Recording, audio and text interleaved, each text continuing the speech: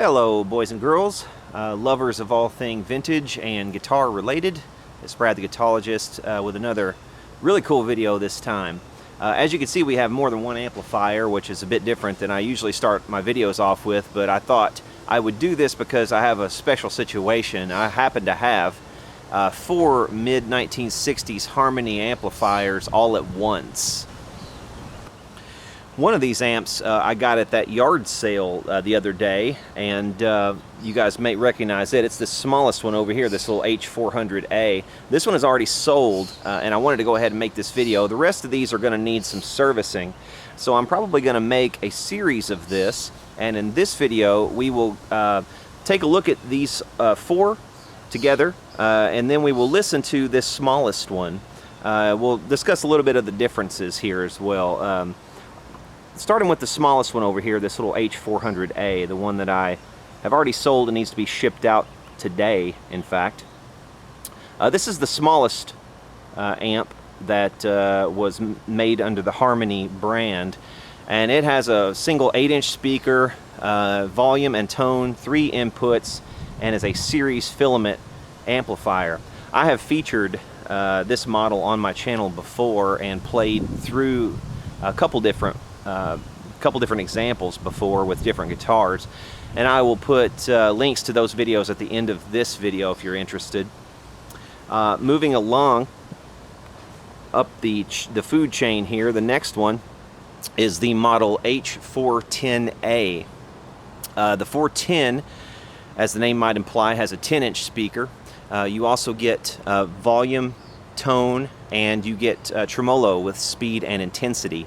The tremolo is foot switchable, and we'll get a closer look at this. Yeah, like I said, the tremolo is foot switchable. You'll notice that the layout and the construction is very, very similar to the H400 that we just looked at. And if you look closely on the H400, you'll notice that kind of dimpled effect on the covering. Well, I kind of call that the faux ostrich skin. That's sort of what I call it. And you'll also see how the control panel has sort of an embossed look about it. That's a very thin foil metal that's kind of been embossed on a machine. And that kind of gives it those, you know, those dimpled areas and those smooth areas like we see over here where the logo is. Same handle on the smaller ones, including the H415. But back on the H410A, again, this one has a 3 inputs as well. But unlike the H400A, this one actually has the first 2 labeled instrument, and it labels the third one for microphone. I think the inputs are all the same on the H400. All of these Harmony amps from this era feature Jensen Speakers. This one is a 10J, what is this, a 10J10 speaker. You see there, this one's 1967, and the little H400 over there is also from 1967. So this is right around the same time.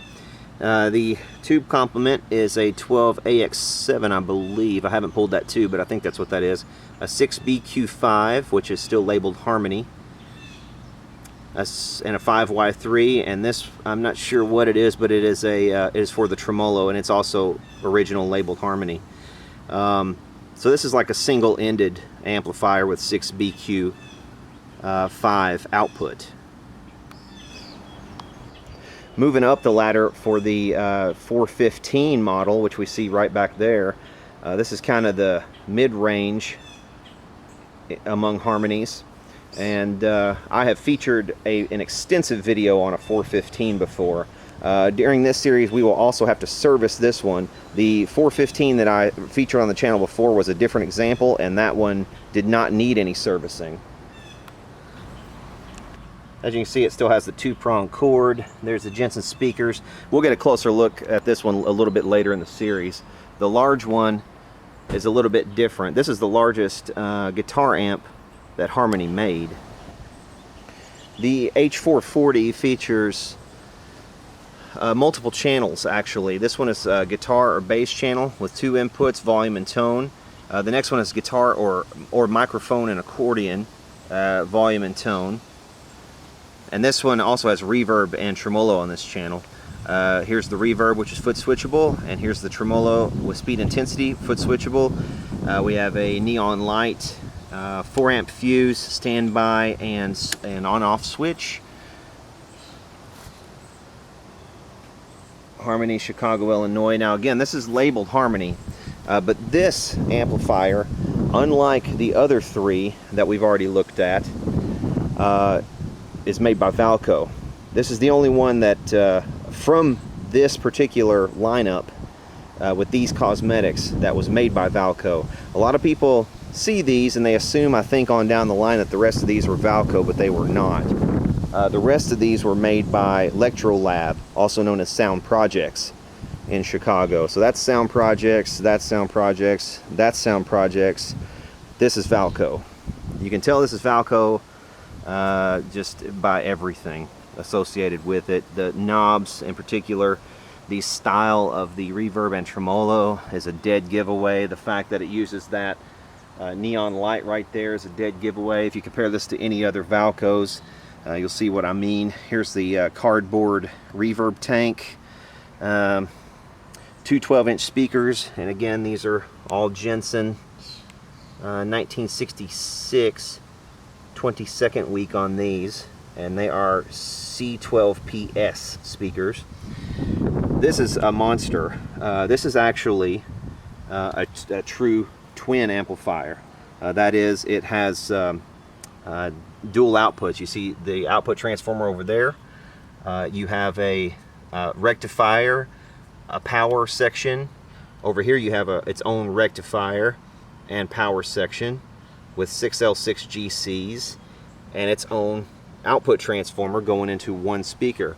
You can see there the wire doesn't go all the way up. So we have a lot to service on this amp. There's no telling where the components are in terms of you know, what they're going to need for servicing, but the preamp is split out into this top chassis. We're missing a tube right there.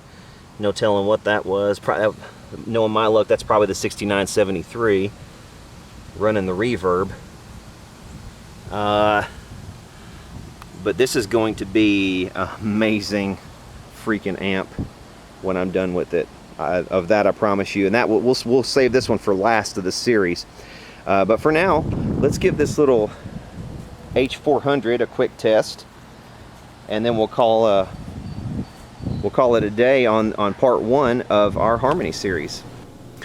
All right, here's that Harmony H400 that I bought at the yard sale. That was the subject of another one of my videos. And this thing is already sold, and it's going to be on its way to its new owner tomorrow. So I just thought I would play through it real quickly with my Telecaster, so that we could at least include this with the video of my other Harmonies.